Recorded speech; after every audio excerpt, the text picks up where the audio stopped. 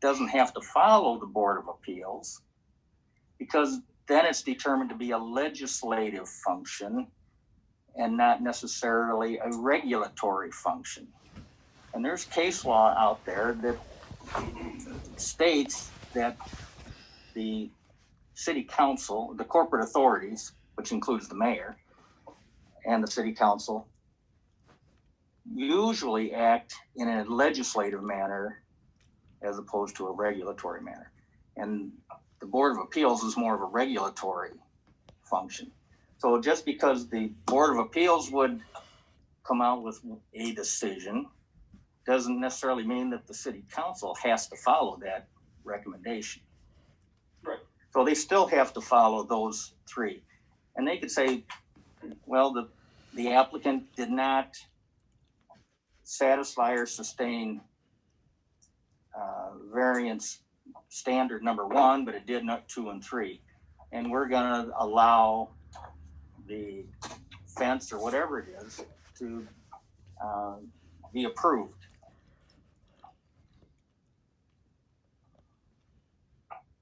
But and you're right, a lot of the things that come up are fences, but there's also a lot with setbacks. We may have had as many setback requirements for variances as we've had fences. Mm-hmm. All because of older structures? A lot of them are older structures, yeah. Building new porches or like in my case, a new garage. And it had to be, in order to get into it, it had to be a little bit over, or you couldn't drive into it. And there have been cases where there needed to be a ramp because the person there was handicapped and needed a wheelchair ramp, and it had to violate the setback requirement. Yeah, and I don't think anyone disagrees with those meeting the stricter requirements. But again, I have to come back to, why should we be so strict on a fence? Well, for me, until it's you and Justin, you and Tom that are on doing this thing here, when you three agree, we'll see if we can agree. I would hope we could agree, but there's time, because you can't do anything until after the public hearing. A lot of times, we all have done that. If Keith wants something, right, and we kind of lean the way that particular alderman wants. When you guys all come up with something that looks good, I think that's where we need to be.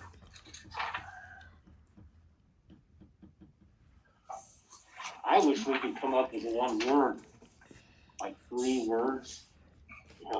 Number 1, number 2, number 3. Well, I think that'd be tough to do. What is before you, I think, is much more simple than the previous thing. Would you agree? There's fewer standards, and I think they're understandable. I guess I want a little more clarification on number 1. Because I think I have an understanding of it, but I want to make sure that my understanding is correct. Yeah. So you guys can discuss that. Yeah, I think, rather than taking up time here, we can discuss it certainly before the public hearing. Okay. Because it's on paper now, and so we've got something to really look at. Okay. Okay, so Justin and DJ and Tom will meet and further their discussion on the variance issue. Moving on to D, consideration of possible action on ordinance 20-02, an ordinance amending the Polo Code of Ordinances, Chapter 92, Animals, in the first reading.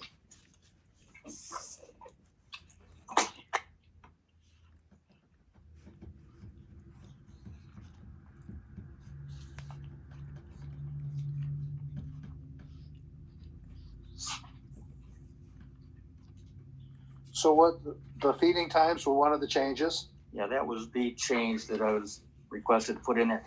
I don't know that anybody told me exactly what the feeding times were that they wanted. So I put in, I think, 6 a.m. to 8 a.m. and again from, I don't know if it's 6 a.m. to 8 p.m. 6 p.m. to 6 p.m. Yeah, I think the 2 hour window is fine. If someone thinks that the times should be different, then to me, that doesn't matter. If they have a better idea, if it works with, schedules for work or whatever, I don't care. What were the other change? Was there any other change on that? I think that was the only change. So we're gonna allow these houses? It's not even addressed. Yeah, at the last meeting, Randy, we said we were going to just let it play out and see how it affects it. So we're not gonna do anything to protect ourselves. So if these houses actually start working, and they start getting numerous cats in that particular place, we're just gonna let that go. That stay away from the other houses and stop going in the other houses' neighbors' yards to defecate. I was called by a woman last Wednesday, I believe. Very nice young lady. Bought her house here in Polo. They moved here because they wanted away from Dixon. They wanted to bring their kids to a small school. They like it here. Because of COVID, obviously they spend a lot of time at home. And they would love to let their little children play in their yard, but they can't do that. Because they have to go out and clean up catfishes all the time. Sorry guys, that's wrong. I'm sorry. So they should reach out to Cheryl's group and see if they can be relocated. But notwithstanding any of that, I believe that there's a limit on the number of Animals that you can have. you can have. Yes. And remember, it is state statute, just like you said a few moments ago about the zoning boards of Right. appeals. It is state statute. You feed them for more than 7 days, they're yours. You're the owner. You're the owner. If you don't believe me, contact Kevin Christensen, Ogle County Animal Control. It is a statute in the county also. So if we're gonna let them have these houses, I feel that we need to also put that in there to protect ourselves. Well, It's not like we are out there ticketing anyone. It's not like we're out there telling these people no. What they're doing is a great thing, but you gotta keep them off other people's property.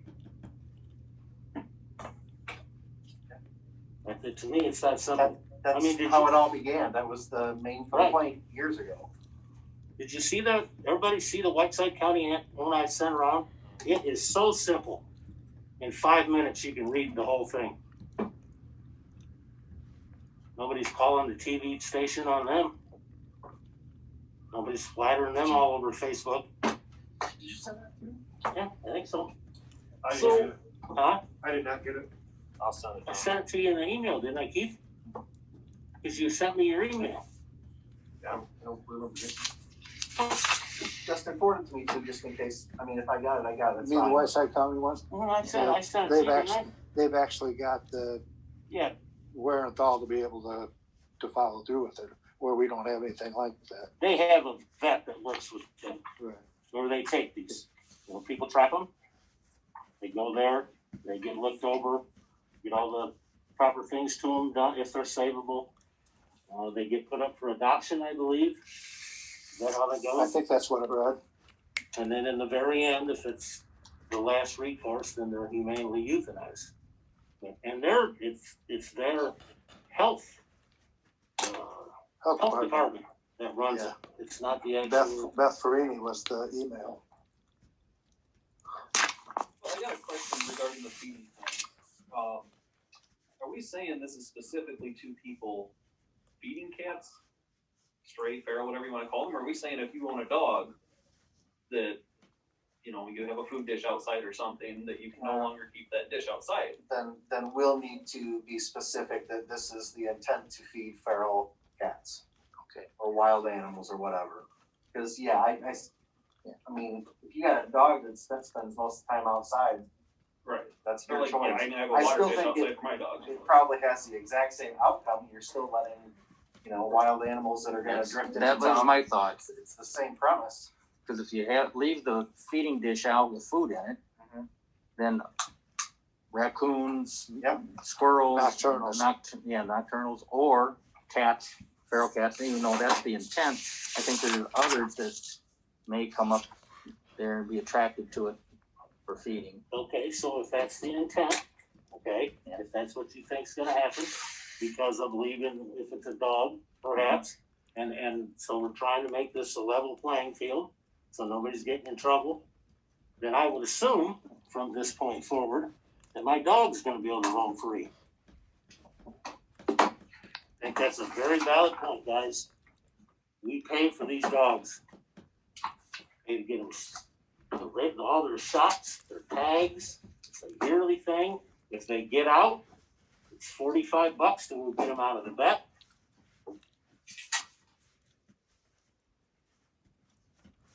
Now, I mean, if we're, you know what I'm getting at? I think we're, stray cats and feral cats is what we're aimed, this thing is aimed at. But yeah, if you want me to make some changes before the next meeting for voting on the second reading of that, let me know. And I just brought up a Yeah, question, I don't know right. how everybody feels about it, I was just curious as to what we were saying here. Cause with that, I guess my other question then is, if somebody simply has a dog they keep outside and, you know, say they're following these guidelines, what if that feral cat is coming in for 7 days straight and eating their animal's food? I mean, are we then saying that you own this animal when you're just trying to feed your dog? I mean, if it's not, you know, if Troy doesn't mean to feed that cat, he's just trying to feed his dog. Yeah, it's tough to legislate intention though. Yeah. I'm just wondering how we're gonna, if we're gonna go that route, I'm just wondering how that's gonna look for regulation. I'm not saying I'm either way for it or against it, I'm just. So it should be the responsibility of the homeowner to call the Humane Polo Group to contact us within 7 days to have that cat removed from their property if they have a problem with the cat on their property. That should be the homeowner's responsibility as a person in this community to call and contact somebody within 7 days.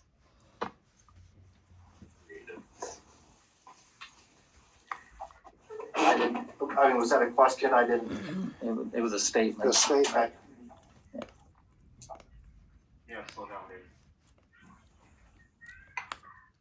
Like I said, I was just curious because I can see that becoming somebody saying, "I'm just trying to feed my dog." You know, I don't know where you draw the line out there. It's just. But that might be a valid point that if you see a feral cat coming up, or even a community or domestic cats coming and feeding out of your dog's dog dish, maybe call this group and say, "Hey, come and get this cat." Right. And if it's somebody's pet, you know, we don't deal with pets, so you'd have to call that cat owner. But yeah, if there's a cat on your property that you don't want on your property, we can find a home for it, relocate it once we figure out that it's not an owned pet. So yeah, if somebody has an issue with the cat, they can call our group and we can help them out. But can I ask who technically is animal control in Polo? Is it the police department? Yes. Yes. Okay, so wouldn't it? We help with. Right. Wouldn't we? Their calls. Wouldn't I think? Okay, if there's a cat coming up, I say call the police department, make a report, and would it be the police department's? Cheryl, I'll specify. we worked really hard to get to where we are Oh right now. no! I'm just asking because I mean we. Hey Cheryl, Yes. Tim just said that they only assist to the Ogle County, so Ogle Okay. County is your number one call. Okay. So is that who they should call first, and then contact our I group? would say them or you guys. Okay. I mean, we just want to know how the process is going to work. Like, you know. I would say either one would be a good call. You guys or them. You know Kevin's number, don't you? Yes. So that's, There we go. it's either or on that one, Cheryl, and, Okay. I mean, you know I'm how not. ours operate. I'm not trying to argue. I just want to Yeah. know what's the steps that you guys want to pursue, because we will go along with it. you know, if the homeowner wants to contact us first, okay, or should it be Ogle County first? Well, if they're gonna call us at City Hall, we're gonna send the police out, and at the same time, we're gonna give them the alternative recommendation. Okay, okay. That's the way we decided to do it. I don't think I- we want them to call the county first. I personally say Ogle County or you guys, because I personally feel that the police department has a lot better things and more serious things to take care of. I agree. Yeah, I think you need to call Kevin, because I think Kevin can help you guys too. Randy, You know what I'm saying? You might have a second place to, you know, tag team on that and take care of some issues. Yeah, you actually might find another place to adopt cats, or, you know, a place that they can be taken to, Yeah, you know? Kevin may have places for you that he has through the county of places that you could relocate as well. Oh, yeah. Wouldn't hurt to talk We've to done a him. lot of research on that for sure. Yep. Okay. Yep. Okay, well, thank you very much, and then we'll go ahead and, you're gonna work on that in between then, and coming back to the next meeting? Sure. Okay, we'll address this at the next meeting then. Okay, moving on to E, consideration possible actions on ordinance 20-03 and an ordinance amending the Polo Code of Ordinances, compensation for attending public hearings. And what's this? This is for the zoning board of appeals. As you recall, our current ordinance says that the members of the zoning board are to be paid $10 for each public meeting that they attend. They've never been compensated, and none of them have ever asked to be They compensated. don't expect it. Right. However, Alderman Sanders and I had talked, what if 5 years from now, one of them comes back and says, hey, I was supposed to have been paid Can't we just $10? take it off the books? That's what we're doing. Yeah. So that was the suggestion, and that's what this ordinance does. Yep. It just says that they will be uncompensated. Yep. They'll still be appointed by you with the advice and consent of the city council, but they will be uncompensated. Good, because when I've ever appointed them, none of them have ever been expecting anything in return, so, yeah, that's good. Okay. So this is just the first reading then? First reading, yes. Okay, and moving on to F then, consideration possible action on ordinance 21-04, an ordinance amending the Polo Code of Ordinances, applications for variation and notice of hearing. Okay, what this was, and I didn't do an ordinance for first reading because there's a conflict between two of our ordinances. And this goes back to the fence issue that we were just most recently addressed. And there's a provision in the ordinance, in the variation section, that says that if the city council does not act on a recommendation of the zoning board of appeals within the 25 days, that the request is sustained or granted. There's another provision in our zoning board under the zoning board of appeals, 152.139E, finality of decisions of the zoning board of appeals. And it says all decisions and findings of the board, meaning the zoning board, on appeal or upon application for a variation after a hearing shall in all instances be final administrative determinations and shall be subject to review by courts as by law may be provided. So this one says the zoning board is final. The other one says if they don't act on it within the city council doesn't act on it within 25 days, that the request should be granted. So I'd like some direction. We need to clarify that conflict between those two provisions.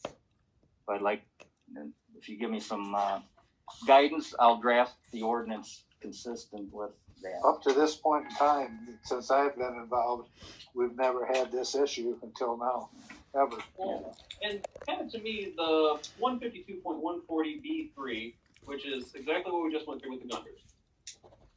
To me, that is a deterrent to us to drag our feet on any request from a citizen.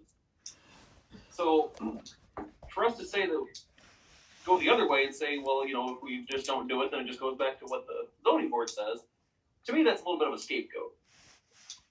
I personally feel we should keep the 140B3 as it states that the zoning board has 25 days to give the council their recommendation, and the council has 30 days to give the petitioner an answer. Otherwise, it's approved, such as in the case of the Gunders. Again, we shouldn't allow for any instance where we can drag our feet. As far as the deal with the Gunders, we can't blame COVID. We can't blame those meetings because the zoning board met, and we met several times. So that was like a 6-month deal.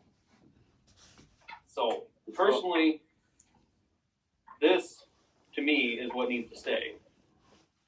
It's too late for anything with them now anyway, right? Well, I think they got their building. Yeah, I'm just Yeah. using them as an example. Yeah, but from this point on, and I raised with Alderman Sanders and Alderman Grove the issue of, like, this unique year,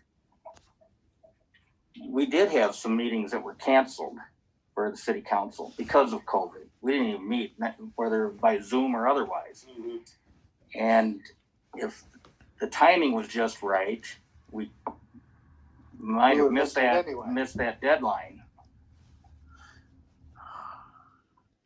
I had a thought on this. If you wanted to get away from a days type of thing, you could say for the extent of three city meetings. So you find out about the first one, you get a chance to throw some ideas out. Second one, you make a decision by the third one. Yeah, That's a good idea. yes, that's So you could replace that 30 days with 3 meetings. Number of yes.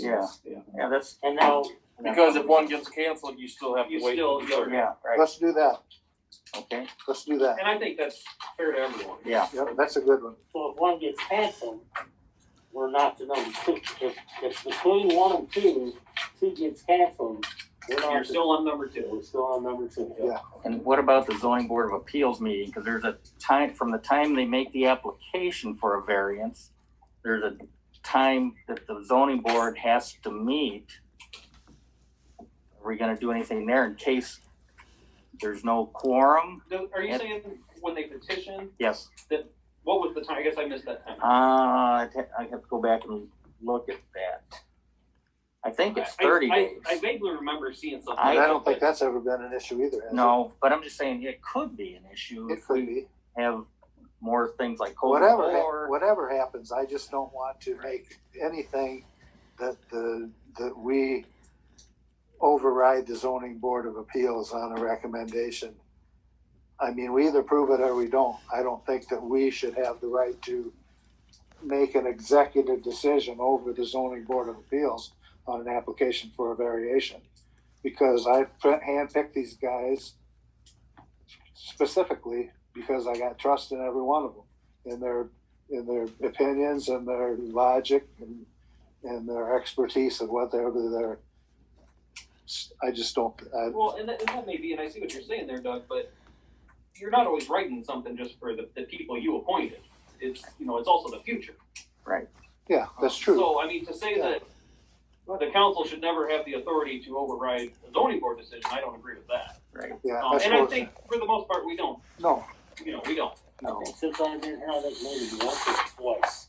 Yeah, maybe once that I'm aware of. Yeah, and I'll agree with that. These ordinances, I mean, They're the made for the more one. clear guidance we can give the board, then, everybody's lives are easier. If So there, what are you actually looking at? Is it this or this? if there wasn't this conflict this time, where Tom found this other thing, then I don't think we'd be changing a thing, because the only people we got to blame is us.